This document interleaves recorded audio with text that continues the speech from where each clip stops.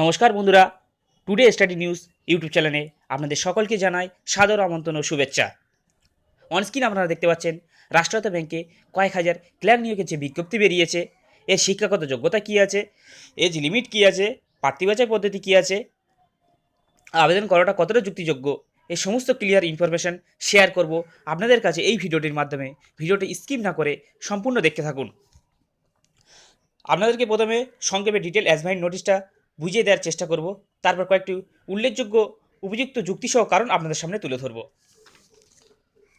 ভিডিওটি ভালো লাগলে ভিডিওটিকে লাইক শেয়ার করে দেবেন এবং আপনাদের কাছে করজোড়ে অনুরোধ করছি চ্যানেলটিকে সাবস্ক্রাইব করে পাশে বেল আইকন অপশনটিকে ক্লিক করে অল নোটিফিকেশন অপশনটি অন করে রাখবেন চাকরি ও নিউজ সংগত লেটেস্ট আপডেটগুলি পাওয়ার জন্য।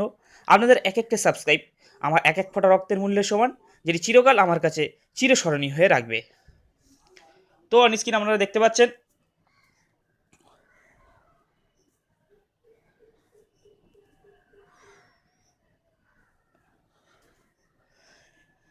recruitment of officer scale 1, 2 and 3 and office assistant multipurpose in regional rural bank RRB CRP RRBX website www.ibps.in.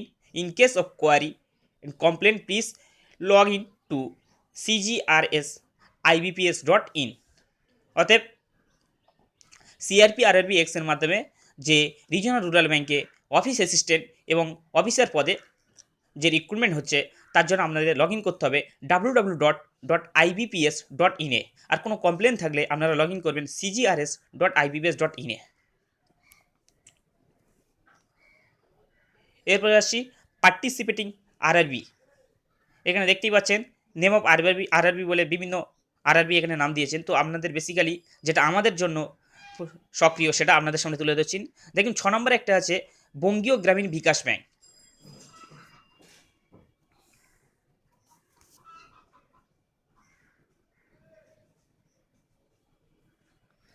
Bangiya Gramin bKash bank Murshidabad এর হেড অফিস, স্টেট হচ্ছে West Bengal. Desire local language proficiency as prescribe by the participating RRB. আপনাদের Bengali must জানতে হবে, ঠিক আছে।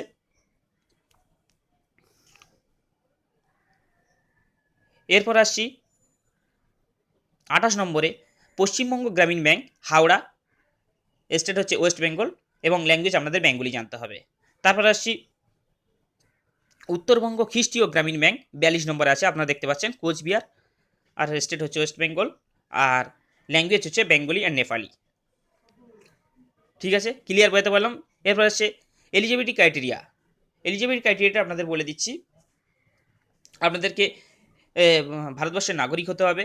এরপর আসছে age as on 1/6/2021 for officer scale 3 senior manager. 21 বছর থেকে 40 বছরের মধ্যে আপনাদের হতে হবে এবং সেটা 31/5/2000 থেকে 3/6/1981 মধ্যে থাকতে হবে বয়সটা। আপনাদেরকে শর্টে একদম ডিটেলসে বুঝিয়ে দেবো, তারপর আপনাদের মেন ব্যাপারটা তুলে ধরবো কেন আপনারা এই পদে ফর্ম ফিল আপ করবেন না, তার উপযুক্ত যুক্তিসহ কারণ আপনারা দেখতে পাবেন।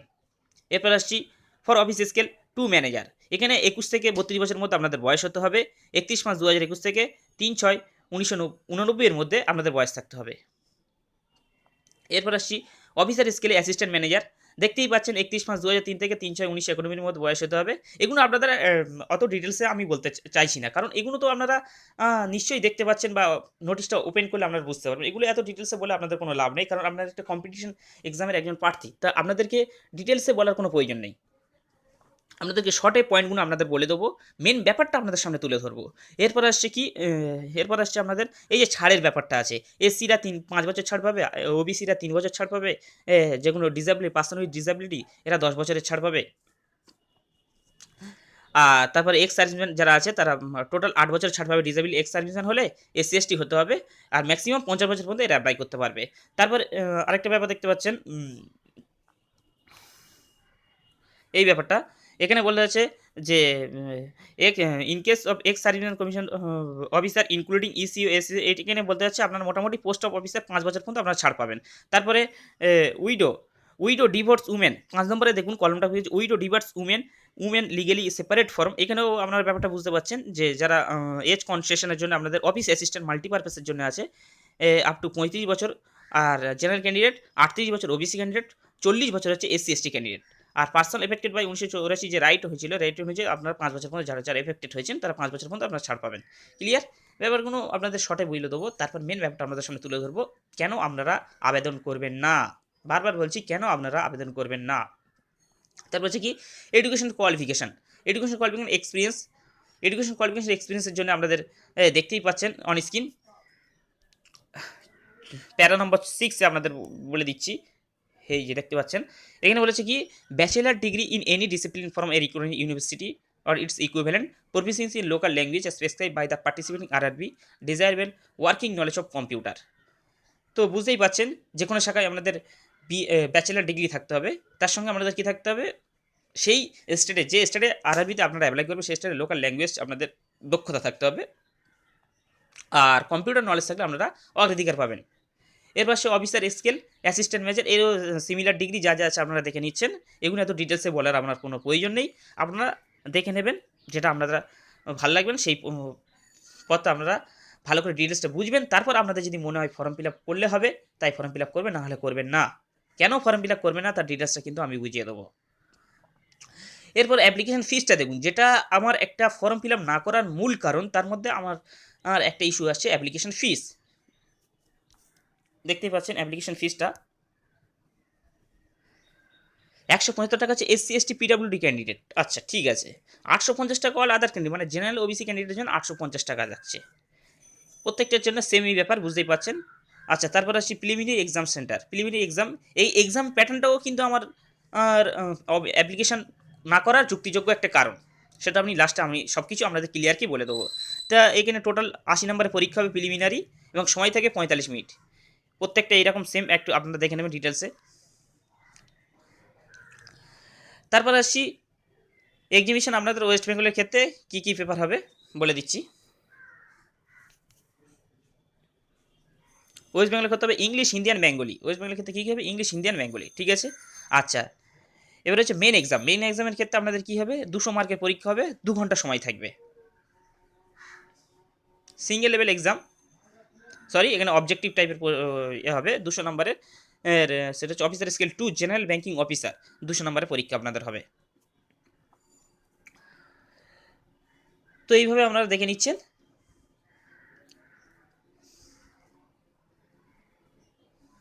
এবার আসছি এক্সামিনেশন সেন্টার,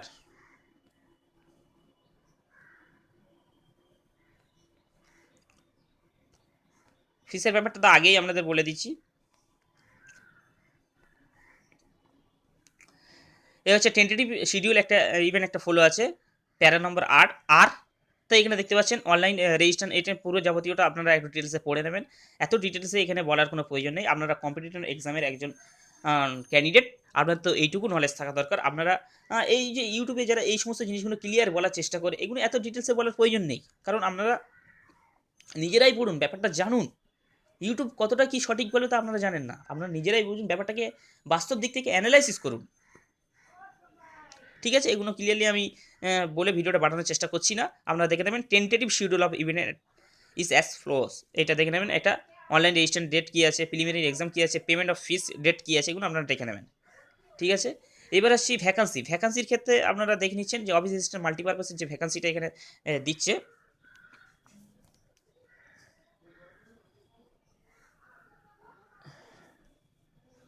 তো আমাদের যেটা আছে সেটা আপনাদের বলে দিই। এই আছে আমাদেরটা, পশ্চিমবঙ্গ গ্রামীণ ব্যাংক, উত্তরবঙ্গ কৃষ্টিয় গ্রামীণ ব্যাংক, আর বঙ্গীয় গ্রামীণ বিকাশ ব্যাংক, 3টে জায়গায় আমাদের ভ্যাকান্সি আছে, এটা আপনারা ভালো করে দেখে নেবেন, ঠিক আছে। ভ্যাকান্সির ব্যাপারটা, ভ্যাকান্সিটাও কিন্তু আমার একটা পয়েন্ট, যেটা ফর্ম ফিল আপ না করার সপক্ষে যে যুক্তি, তার জন্য ফর্ম ফিল আপ না করা একটি পয়েন্ট।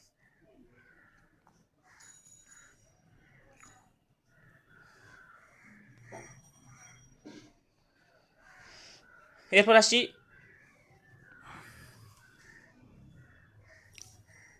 যে আপনাদের পরীক্ষা সেন্টারগুলো থাকবে, আসানসোল, বর্ধমান, বহরমপুর, দুর্গাপুর, হুগলি, কল্যাণী, এগুলো দেখতে পাচ্ছেন ওয়েস্ট বেঙ্গল আন্ডারে এই পরীক্ষা হবে। আর মেন এক্সাম হবে গ্রেটার কলকাতা, শিলিগুড়িতে, ক্লিয়ার। এবার আছে সিগনেচার, লেফট থাম্ব ইমপ্রেশন আর হ্যান্ড রাইটেড রিটেন, এই ব্যাপারটা দেখতে পাচ্ছেন।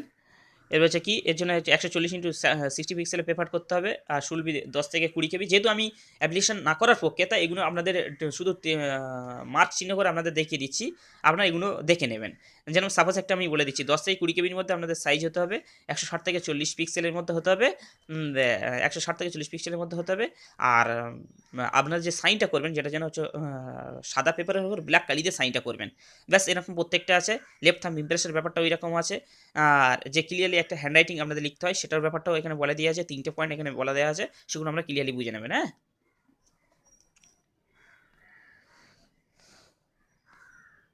তারপরে আর সেরকম কিছু পেজ এখানে আছে কি দেখে নিই। তো এখানে পেজ মোটামুটি একটা কমপ্লিট এলো। তো বন্ধুরা, আপনারা ভালো করে বুঝুন, কয়েকটি উপযুক্ত কারণ আপনাদের সামনে তুলে ধরবো। প্রথমত, অ্যাপ্লিকেশন না করার পক্ষে ফার্স্ট যুক্তি হচ্ছে আপনার ওয়েস্ট অফ টাইম, সেকেন্ড আছে West of money, third number আছে রং ডিসিশান, 4 নম্বর আছে র্যান্ডম স্টাডি, 5 নম্বর আছে আপগ্রেড নলেজ। তো প্রথমে আমি ওয়েস্ট অফ টাইমের ব্যাপারটা আপনাদের বলি। বন্ধুরা, আপনারা একটা লেভেলে ধরুন একটা এসএসসি বা আমাদের স্টেট লেভেলের এক্সামের জন্য আপনারা প্রিপারেশন নিচ্ছেন। হঠাৎ করে দেখলেন ব্যাঙ্কিং লেভেল এক্সামের জন্য আপনাদের নোটিশ দিয়ে দিয়েছে বা পরীক্ষা হবে। সেখানে আপনারা যে একটা লেভেলে প্রিপারেশন নিচ্ছেন, সেখান থেকে আপনাদের কি আপগ্রেড করে একটা অন্য লেভেলের প্রিপারেশনের জন্য আপনাদের প্রস্তুতি নিতে হবে। হঠাৎ করে ফের 30টা দিন বা 15টা দিন আপনাদের এক্সট্রা করে ব্যাঙ্কিংয়ের জন্য পড়তে হবে। ব্যাঙ্কিংয়ের সিলেবাসের ব্যাপারটা কিন্তু সম্পূর্ণ আলাদা, কিন্তু আপগ্রেড কোশ্চেন হয়।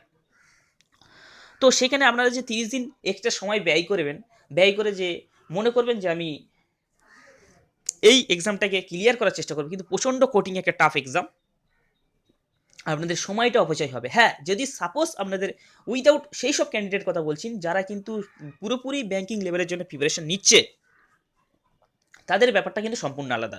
তারা একমাত্র ব্যাংকের ফর্ম ফিল আপ করতে পারে, কিন্তু যারা একদম নিউ কামার বা 1-2 বছর কম্পিটিশন লাইনে আছে, তবে তাদেরকে আমি সাজেস্ট করছি কেউ ব্যাংকের ফর্ম ফিল আপ করবেন না।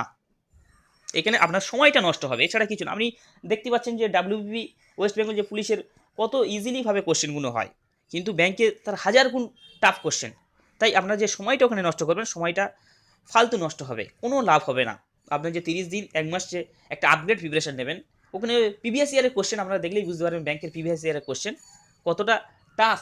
সেটার জন্য একটা স্টেট লেভেলের কোশ্চেন অনেকটাই ইজি লেভেলের কোশ্চেন থাকে, প্রিভিয়াস ইয়ারের কোশ্চেন আপনারা ফলো করলে বুঝতে পারবেন। তারপর আসছি আপনাদের ওয়েস্ট অফ মানি। দেখতেই পাচ্ছেন ফর্ম ফিল আপ, ওই টাকায় ব্যাংকের যে একটা ফর্ম ফিল আপের যে অ্যামাউন্ট বলছে, ওই টাকায় আপনার যে কোনো একটা স্টেট লেভেলের প্রিপারেশনের জন্য যে একটা এক্সাম দেবেন, বা এসএসসি লেভেলের যে প্রিপারেশনের জন্য কোনো একটা এক্সাম দেবেন, এমটিএস বলুন সিএইচএস বলুন, এখানে অনেক কম ফিস, 100 টাকা ফিস।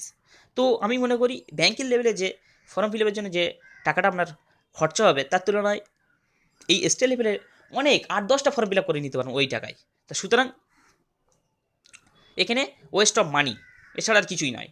তারপরে আসছি রং ডিসিশান।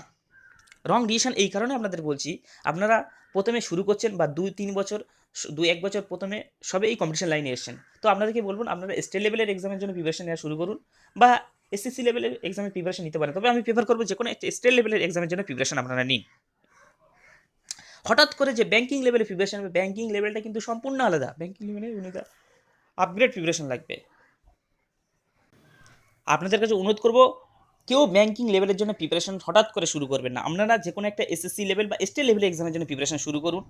আপনার ব্যাপারটা ক্লিয়ারলি বুঝুন, ব্যাঙ্কিং লেভেলটা একটা সম্পূর্ণ প্যাটার্নটাই আলাদা। ব্যাঙ্কিং লেভেলে আপনার প্রিপারেশন নিতে গেলে, হ্যাঁ, শুরু থেকেই যদি আপনার মানে ছোটো থেকেই যদি আপনার লক্ষ্য থাকে যে ব্যাঙ্কিং লেভেলের দিকে যাব, ব্যাপারটা ম্যাটারটা সম্পূর্ণ আলাদা। নাহলে আপনারা যদি নিউ কামার হয়ে থাকেন, আমার সবচেয়ে ভালো সাজেস্ট হবে আপনারা স্টেট লেভেলের এক্সামের প্রিপারেশন শুরু করুন।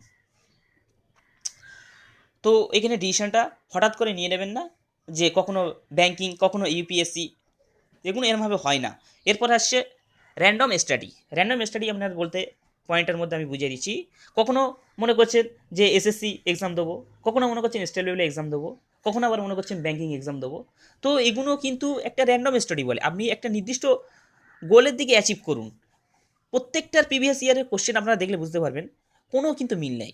ব্যাংকের প্রিভিয়াস ইয়ারের কোশ্চেন আলাদা, এসএসসি প্রিভিয়াস ইয়ারের কোশ্চেন আলাদা, স্টেট লেভেলের কোশ্চেন সেখানেও প্রিভিয়াস ইয়ার কোশ্চেন আলাদা। তাই র্যান্ডম স্টাডি করবেন না, ফোকাস একটার উপর রাখুন। Focus on your study in state exam. যে কোনো স্টেট এক্সামের জন্য আমরা প্রিপারেশন করুন।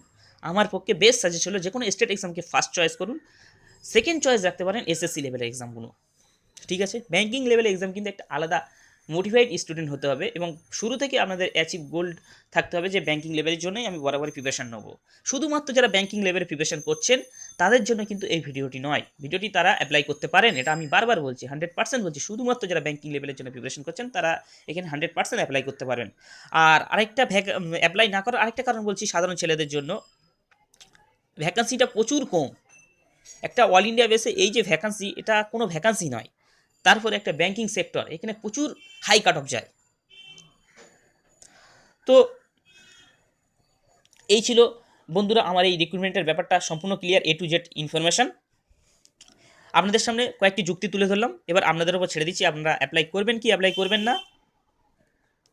তো আপনাদের আবারও বলছি, আমার এক একটা সাবস্ক্রাইব অতি মূল্যবান, কারণ এটি একদম নতুন চ্যানেল। আপনারা চাইলে চ্যানেলটিকে সাবস্ক্রাইব করে রাখবেন। আরেকটা কথা, সুস্থ থাকবেন, কোভিড থেকে সতর্ক থাকবেন। এরপরে যদি কোনো কোয়ারি থাকে কমেন্ট বক্সে কমেন্ট করতে পারেন, তাহলে আমি আরও ডিটেলসে ব্যাপারটা বুঝিয়ে দেওয়ার চেষ্টা করব। আপনাদের সকলকে নমস্কার জানিয়ে ভিডিওটা এখানেই শেষ করছি। Thank you.